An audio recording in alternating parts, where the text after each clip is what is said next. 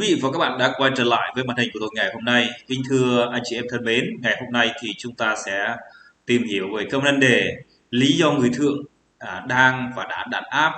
bởi chính quyền Việt Nam à, ở vùng Tây Nguyên Trung Phật Việt Nam. Ở đây thì chúng ta sẽ tìm hiểu về cái vấn đề đàn áp người thượng tại Việt Nam. Như các bạn cũng đã biết, bài viết này hiện đang là một cái vấn đề để tranh cãi về tính trung lập và có thể thảo luận về liên quan tại trang thảo luận, hay là xin đừng xóa đi một cái vấn đề khi mà bị tranh cãi. Như các bạn cũng đã biết, những dân cư bản địa của khu vực Tây Nguyên Việt Nam là người Thượng, hay còn gọi cái tên khác là Đê-ca. Người Việt tức là người Kinh, đó là à, người chính phủ Tây Nguyên trong quá trình Nam Tiến. Hiện nay, dân số của người Việt đã áp đảo người Thượng sau những nỗ lực và định cư được tổ chức đầu tiên bởi nhà Nguyễn, và sau đó chính phủ Việt Nam Cộng Hòa, và sau là chính quyền Việt Nam Cộng Hòa Xã hội Chủ nghĩa Việt Nam. Sau khi Việt Nam thống nhất, đã có những xung đột xảy ra giữa các dân tộc thiểu số, hay còn gọi là người Thượng và người Kinh, từ chính quyền Việt Nam Cộng Hòa, Mặt trận Dân tộc Giải phóng miền Nam và Việt Nam, đến nhà nước Cộng hòa xã hội chủ nghĩa Việt Nam. Và sau đó, hiện nay các phong trào đòi ly khai do một số người Thượng thành lập và một số tổ chức phương Tây cáo buộc rằng chính phủ Việt Nam thi hành chính sách và đàn áp người Thượng ở Tây Nguyên. Ngược lại, chính phủ Việt Nam phải cho biết các dân tộc thiểu số ở toàn vẹn lãnh thổ của Việt Nam luôn được hưởng các quyền công dân bình đẳng, và các phong trào ly khai người Thượng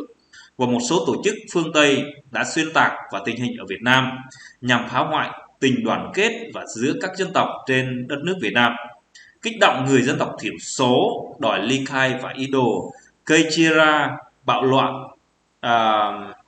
để quân đội nước ngoài và có cơ hội để tấn công Việt Nam. Chính phủ Việt Nam cho rằng việc bắt giữ các đối tượng là kích động gây bạo loạn và ly khai là điều pháp luật nhà nước đều có quy định để đảm bảo toàn vẹn lãnh thổ và an ninh xã hội, nên không thể dựa vào các điều đó để nói rằng chính phủ Việt Nam đàn áp người Thượng và như các tổ chức phương Tây cáo buộc. Như cái bài báo này họ viết rằng là sai một phần cái vấn đề hoàn toàn, bởi vì lý do vì sao? Như thực trạng thì lúc cái trang ban đầu thì cái dòng ban đầu thì họ đã xác minh và xác nhận ra rằng là người Thượng là người bản địa, nhưng mà sau cái đó là chính quyền Việt Nam họ cáo buộc, rồi họ tống tin, rồi cáo buộc những tổ chức như là người Thượng về công lý, hoặc là người Thượng Monsignor Foundation, hoặc là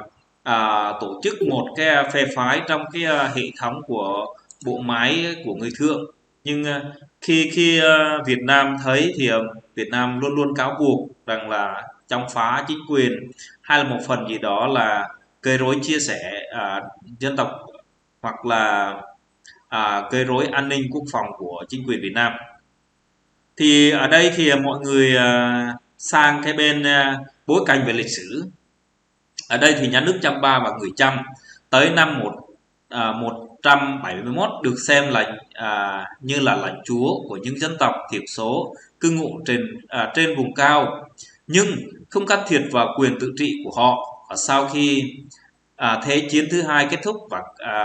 khái niệm Nam Tiến của cuộc phục miền Nam và được các học giả viết vào năm ủng hộ, Pray the Monsignor to Subinternationals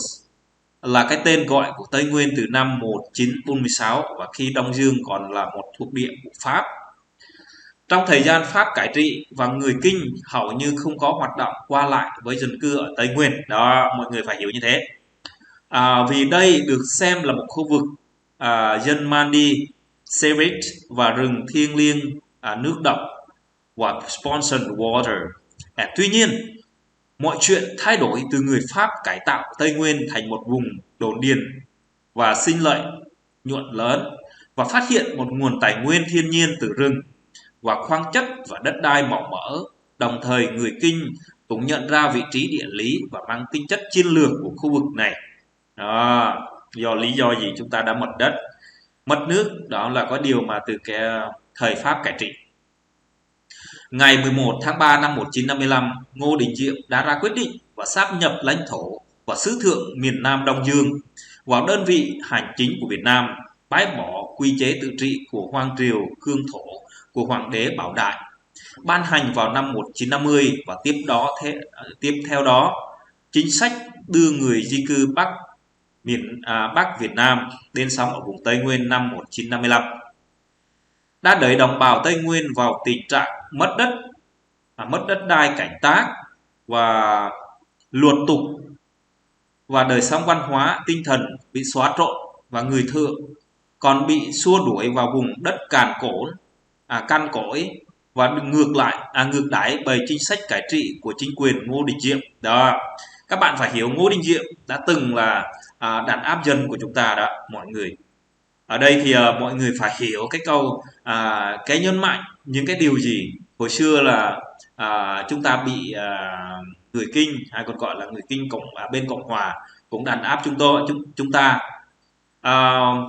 Vào cái ngày 1 tháng 5 1958, một số nhà trí thức người thượng đứng đầu là Ibham Inul là người Ede thành lập ra Bacharaka. Tổ chức này chủ trương đấu tranh bất bạo động và yêu cầu chấm dứt mọi chính sách phân biệt đối xử với các sắc tộc thiểu số, hay còn gọi là người thượng.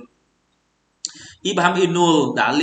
liên lạc với Tổng thư ký Liên Hiệp Quốc, với các đại sứ quán nước ngoài để tố cáo và sự ngược đãi yêu cầu hỗ trợ của mặt trận giải phóng cao nguyên Champa Bacharaka đều do Ibham Inul lãnh đạo, và ông đã bị giết bởi Khmer Đỏ vào ngày 20 tháng 4 năm 1975. Đó, các bạn hiểu cái từ này rồi đó. Leska Gonsem, Ibham Inul và Hoàng thần Norodom Sihanouk cùng sáng lập mặt trận thống nhất đấu tranh các sắc tộc bị áp bức Phunro, và phát động một cuộc nổi dậy và chống lại chính phủ Việt Nam Cộng hòa để lấy lại đất đai từ tay của người Kinh. Và từ năm 1964, và các thành viên của Phunro tuyên bố rằng các chế độ chính trị của Việt Nam đã khủng bố hoặc vì niềm tin đồ tôn giáo,